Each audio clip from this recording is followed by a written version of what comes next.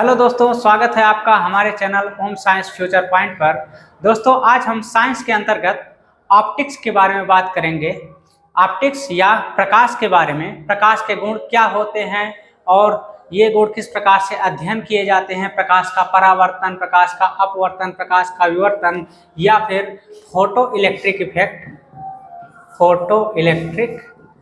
Effect, या इसको हम क्या बोलते हैं, प्रकाश वैद्युत प्रभाव।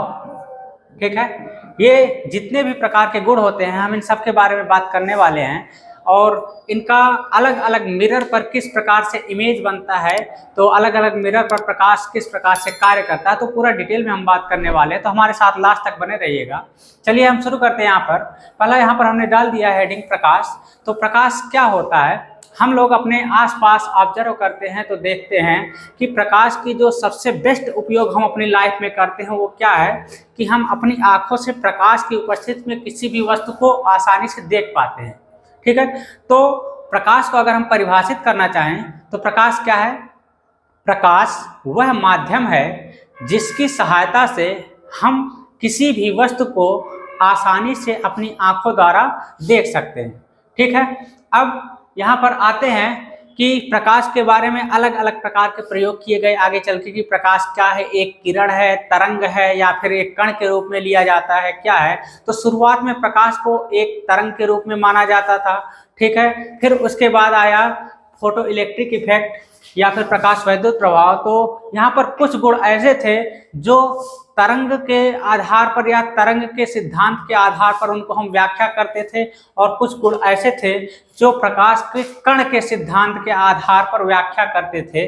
तो यहाँ पर क्या आया, प्रकाश को परिभाषित करने के लिए सबसे पहले यहाँ पर 1905 में अल्बर्ट आइंस्टीन ने अपना सिद्धांत प्रस्तुत किया।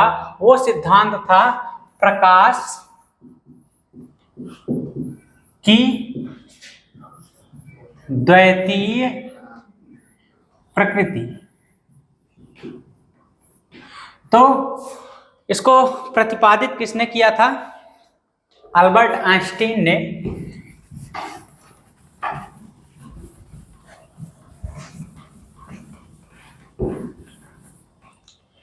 इसको 1905 ईस्वी में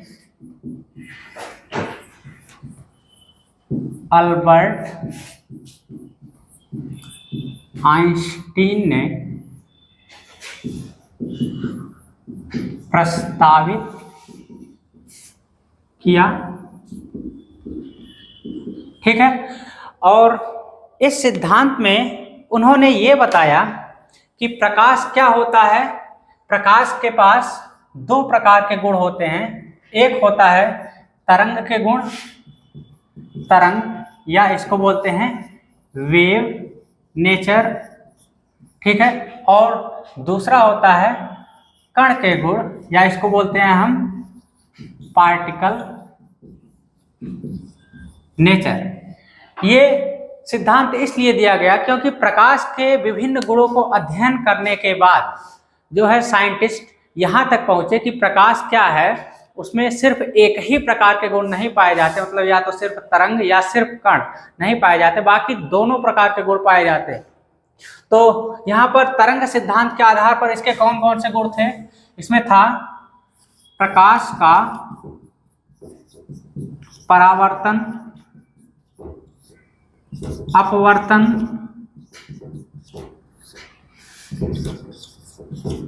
विवर्तन इत्यादि। ऐसे बहुत सारे गुण थे। व्यतिकरण, ठीक है, इसको बोलते हैं reflection, refraction, diffraction and interference इत्यादि। इस प्रकार से बहुत सारे गुण थे जिनका व्याख्या हम लोग तरंग सिद्धांत के आधार पर देते हैं, और कण वाले पर एक आध गुण हम लिख दे रहे हैं, जैसे प्रकाश वैद्युत प्रभाव या इसको बोलते हैं फोटो इलेक्ट्रिक इफेक्ट। ठीक है, तो इस प्रकार के गुणों का अध्ययन यहाँ पर व्याख्या करने के लिए हम क्या करते हैं, प्रकाश को एक पार्टिकल के रूप में मानते हैं या एक कण के रूप में मानते हैं, और उस कण को यहाँ पर नाम दिया गया फोटॉन का, फोटॉन। ठीक है, फोटॉन क्या है, एक पार्टिकल के रूप में यहाँ पर एज्यूम किया जाता है। ठीक है, या एक कण के रूप में एज्यूम किया जाता है। तो प्रकाश के गुणों की व्याख्या करने के लिए अल्बर्ट आइंस्टीन ने बताया कि जो प्रकाश होता है उसकी प्रकृति क्या होती है, द्वैती प्रकृति होती है। मतलब क्या होते हैं, उसके पास दो प्रकार की प्रकृति होती है, एक तरंग प्रकृति होती है, दूसरी कण की प्रकृति होती है। और अलग अलग प्रकार के गुणों की व्याख्या करने के लिए हम क्या करते हैं, अलग अलग सिद्धांत यहाँ पर प्रस्तुत करते हैं। ठीक है, चलिए आगे चलते हैं। तो दोस्तों, यहाँ पर प्रकाश का हमने पहला गुण लिया है, प्रकाश का परावर्तन। तो देखिए, प्रकाश का परावर्तन क्या होता है, आप लोग खुद ही देखते होंगे कि जब किसी शीशे को ऐसे रख दीजिए, ठीक है, वो शीशा क्या हो, एक साइड से सिल्वर्ड हो या पॉलिश हो। ठीक है, तो वो शीशा क्या होता है, उस पर जब कोई प्रकाश की किरण पड़ती है तो किरण क्या होती है, पुनः उसी माध्यम में क्या करती है, वापस चली जाती है। ठीक है, तो प्रकाश का परावर्तन क्या होता है, जब हम किसी पॉलिश्ड मिरर पर, ये एक शीशा है अगर, ठीक है, प्लेन हमने लिया है, ये क्या है, एक मिरर। ठीक है, यहाँ पर क्या है, पॉलिश लगी है। ठीक है, तो जब किसी पॉलिश्ड मिरर पर हम क्या करते हैं, कोई प्रकाश की किरण यहाँ पर आती है, तो ये क्या करती है, पुनः जिस माध्यम में आई है, यहाँ पर मिरर से हम क्या करते हैं, अगर हम मान लें कि मिरर के ऊपर का एक माध्यम है और नीचे का दूसरा माध्यम है, तो जिस माध्यम से आई है प्रकाश की किरण क्या करेगी, उसी माध्यम में वापस चली जाए टकरा कर। ठीक है, तो इस गुण को प्रकाश के क्या बोलते हैं, हम प्रकाश का परावर्तन बोलते हैं। ठीक है, अब परावर्तन के इस गुण को व्याख्या करने के लिए परावर्तन के कुछ नियम दिए गए। ठीक है, यहाँ पर हम अगर एक लाइन खींचें ऐसे इस तल के बिल्कुल लंबवत, तो लंबवत लाइन क्या होगी, कुछ इस प्रकार से होगी, और डॉटेड हम कर देते हैं। ठीक है, तो ये जो लाइन होती है परावर्तन तल के लंबवत, इसको हम क्या बोलते हैं, अभिलंब बोलते हैं, अभिलंब। ठीक है, और जो किरण यहाँ पर आकर के इससे टकरा रही है, इसको आपतित किरण बोलते हैं, आपतित किरण। और जो यहाँ से किरण टकरा करके वापस उसी माध्यम में जा रही है, इसको बोलते हैं परावर्तित किरण। ठीक है, तो इस गुण की व्याख्या के लिए कुछ परावर्तन के नियम दिए गए, जिसमें से इस नियम का पहला पॉइंट ये है कि जब कोई प्रकाश की किरण क्या करती है, किसी भी माध्यम से किसी एक पॉलिश्ड मिरर से टकराती है तो वापस उसी माध्यम में चली जाती है। ठीक है, तो यहाँ पर आपतित किरण, अभिलंब तथा परावर्तित किरण तीनों क्या होते हैं, एक ही तल में होते हैं। एक ही तल का मतलब क्या हो गया, ये बिल्कुल एक ही प्लेन में होंगे। अगर यहाँ से एक किरण आएगी तो ये बिल्कुल इसी प्लेन में होकर जाएगी। ऐसा नहीं होगा कि ये किरण इधर आई फिर ये अपने प्लेन को छोड़ करके इधर चली आई। ठीक है, ऐसा कभी नहीं होगा।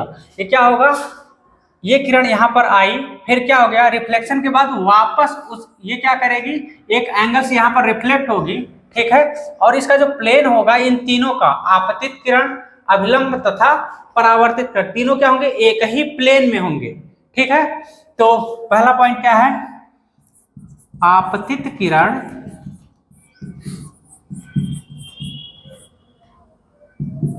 अभिलंब तथा परावर्तित किरण तीनों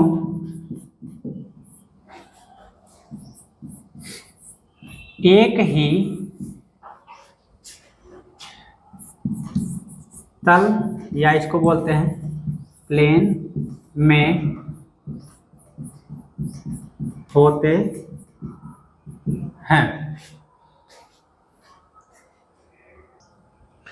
और यहाँ पर देखिए अभिलंब से जो आपतित किरण यहाँ पर कोण बनाती है इसको हम बोलते हैं आपतन कोण। आपतन कोण। और इस अभिलंब से जो परावर्तित किरण यहाँ पर कोण बनाती है इसको हम बोलते हैं परावर्तन कोण।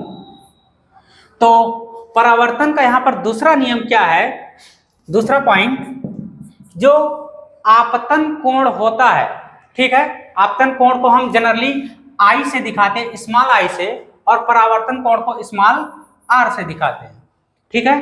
तो जो आपतन कोण होता है अर्थात अभिलंब से जो आपतित किरण यहाँ पर कोण बनाती है, ठीक है, ये आपतन कोण परावर्तन कोण के क्या होता है, बराबर होता है, ठीक है। तो आपतन कोण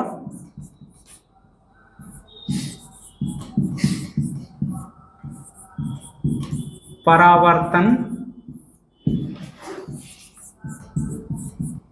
कोण के बराबर होता है, ठीक है। तो परावर्तन के यहाँ पर दो नियम है।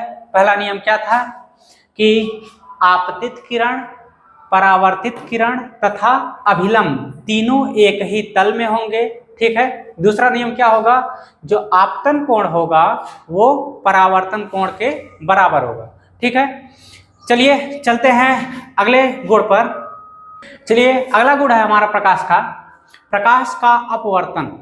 अपवर्तन दोस्तों यहाँ पर क्या होता है, अब की बार हम क्या करेंगे, जो यहाँ पर शीशा होगा इसको हम क्या करेंगे, पॉलिश नहीं करेंगे, ठीक है।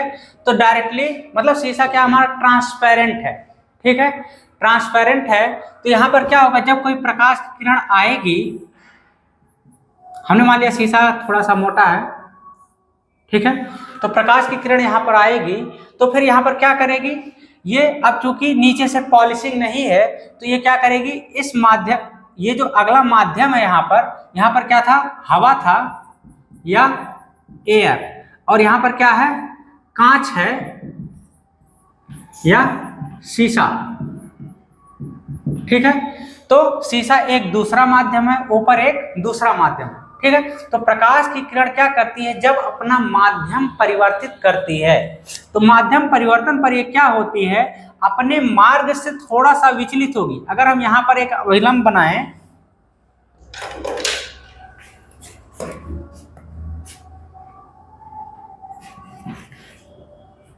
अगर ये अभिलंब है तो ये इस अभिलंब से प्रकाश की किरण क्या करेगी, ऐसे थोड़ा सा विचलित हो जाएगी, ठीक है, और पुनः अपने, अगर अगला मार्ग फिर हवा है तो पुनः उसी मार्ग में आगे निकल जाएगी। तो यहाँ पर देखिए थोड़ा सा यहाँ पर विचलन हो गया है प्रकाश का और फिर आगे निकल गई है। यहाँ पर क्या हो गया है, मार्ग विचलित है, ठीक है। तो ये जो किरण है ये आपतित किरण है या इसको बोलते हैं इंसिडेंट रे, इंसिडेंट रे, ठीक है। और ये है अपवर्तित किरण, अपवर्तित किरण, ठीक है, या फिर इसको बोलते हैं रिफ्रैक्टेड रे, ठीक है। तो अब हम अपवर्तन की परिभाषा की तरफ आते हैं। तो देखिए प्रकाश का अपवर्तन क्या होगा, जब कोई प्रकाश की किरण एक माध्यम से, यहाँ पर माध्यम हवा था, दूसरे माध्यम में जाती, दूसरा माध्यम हमने क्या लिया है, कांच या शीशा लिया है।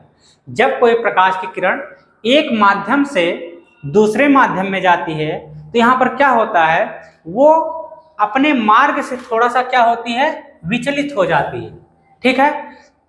तो ये जो प्रकाश का माध्यम में परिवर्तन के अनुसार अपने मार्ग से विचलन हो रहा है, इसी प्रकाश के गुण को हम क्या बोलते हैं, प्रकाश का अपवर्तन बोलते हैं, ठीक है। अब यहां पर आप ख्याल कीजिएगा, ये अभिलंब है, अभिलंब, तो अभिलंब से जो कोण बनेगा इस आपतित किरण का, इसको हम आई नाम देंगे या फिर इसको क्या बोलेंगे, आपतन कोण, आपतन कोण, ठीक है। और ये विचलन के पश्चात अगले माध्यम में क्या हुई, विचलित हो गई है, तो यहाँ पर इसका कोण आपके बार परिवर्तित हो जाएगा। इसको हम अगर हम स्मॉल आर से दिखाएं तो स्मॉल आर का जो यहाँ पर एंगल होगा ये होगा अपवर्तन कोण, अपवर्तन कोण, ठीक है, या refraction angle, angle of refraction, ठीक है। तो यहां पर क्या है, आपतन कोण अपवर्तन कोण के बराबर नहीं होता है। यह किसके ऊपर निर्भर करता है, अगले माध्यम के अपवर्तनांक के ऊपर निर्भर करता है, इसके अपवर्तनांक, ठीक है। तो अब यहां पर टर्म आता है अपवर्तनांक। तो अपवर्तनांक के बारे में हम थोड़ा सा बता देते हैं। तो अगर हम अपवर्तनांक की बात करें तो अपवर्तनांक क्या होता है, चलिए देख लेते हैं इसको। तो क्या है अपवर्तनांक, यहाँ पर अपवर्तनांक एक संख्या होती है, इसको जनरली यहाँ पर हम स्मॉल एम से दिखाते हैं, ठीक है। यह एक कांस्टेंट संख्या होती है, यह एक संख्या है जिससे पता चलता है कि किसी माध्यम में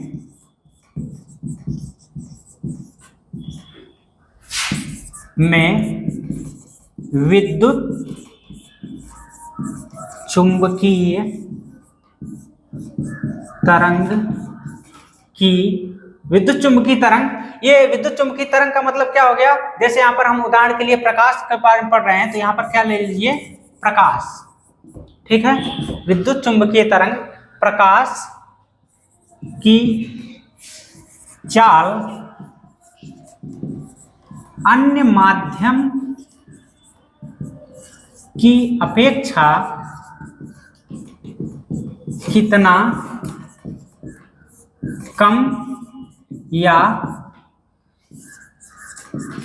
ज्यादा है, ठीक है।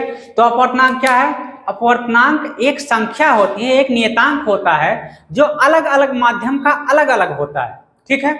और ये संख्या उस माध्यम के बारे में क्या बताती है, उस माध्यम के बारे में ये यही बताती है कि उस माध्यम में अगर हम कोई इलेक्ट्रोमैग्नेटिक वेव पास करें, इलेक्ट्रोमैग्नेटिक वेव को जैसे हम एग्जाम्पल के रूप में यहाँ पे क्या लिए हैं, प्रकाश लिए हैं, उस माध्यम से अगर हम प्रकाश को पास करेंगे, प्रकाश को जाने देंगे, तो क्या होगा, वो उस माध्यम में उसकी चाल कितनी होगी, ठीक है, ये संख्या उसी को बताती है, या कितने गुना होगी, ठीक है। तो यहाँ पर क्या होता है, जो यहाँ पर प्रकाश अपने मार्ग से विचलित हो रही है, इसके विचलन का यहाँ पर कारण क्या हो जाएगा, क्योंकि हवा में प्रकाश की चाल कुछ और थी और कांच में प्रकाश की चाल कुछ और हो गई है। ये क्यों हुई है, अपवर्तनांक के गुण के कारण।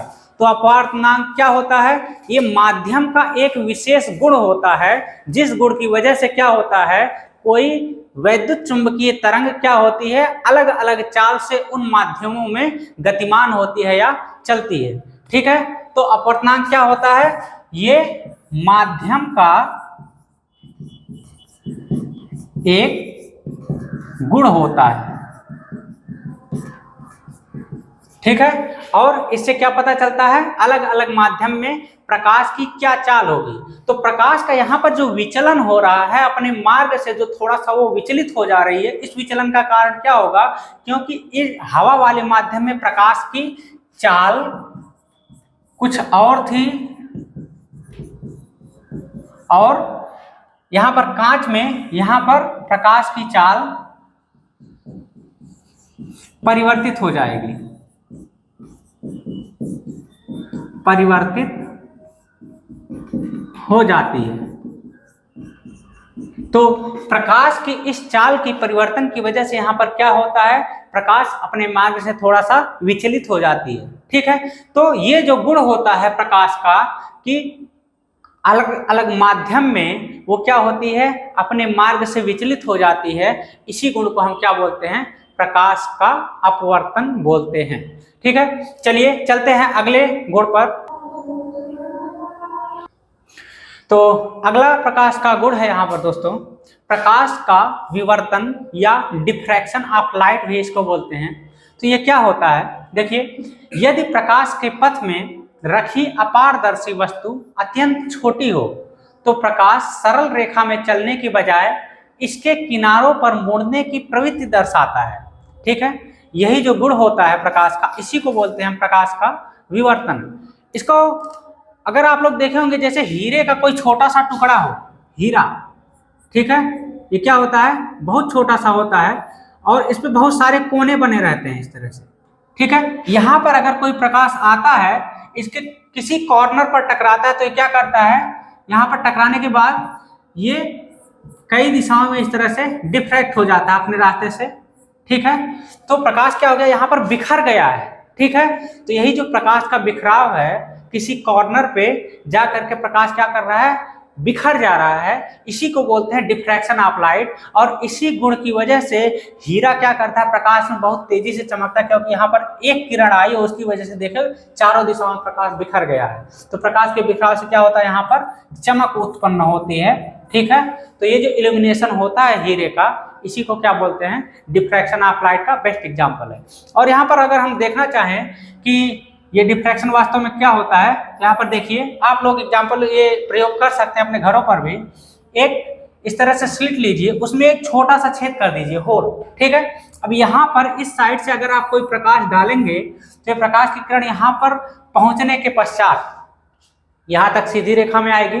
इसके बाद क्या होगा, आप देखेंगे ये प्रकाश क्या होगा, आगे चल करके धीरे धीरे ऐसे बड़ा होता जाएगा। ठीक है, बड़ा होगा, क्यों होगा, क्योंकि यहाँ पर क्या हो गया, इसके कॉर्नर्स पे जब ये टकराएगा प्रकाश, तो क्या होगा, अपने मार्ग से विचलित हो जाएगा, ये इधर और ये इधर। ठीक है, तो ये जो विचलन हो जाएगा, प्रकाश क्या हो गया, ऐसे फैल जाएगा। ठीक है, तो ये जो प्रकाश क्या कर रहा है, ऑब्जेक्ट के कॉर्नर से टकराने के पश्चात इस तरह से अपने सीधी रेखा के पाथ से क्या हो गया है, इधर उधर फैल गया है या डिफ्रैक्ट हो गया। इसी को बोलते हैं क्या, diffraction of light, diffraction of light. ठीक है, या प्रकाश का विवर्तन। ठीक है दोस्तों, अब प्रकाश के जो जितने भी तरंग पर आधारित गुण थे, हमने आपको यहाँ पर जो मुख्य मुख्य गुण थे बता दिया है। ठीक है, जो आपके एग्जाम में इससे रिलेटेड क्वेश्चन पूछता है।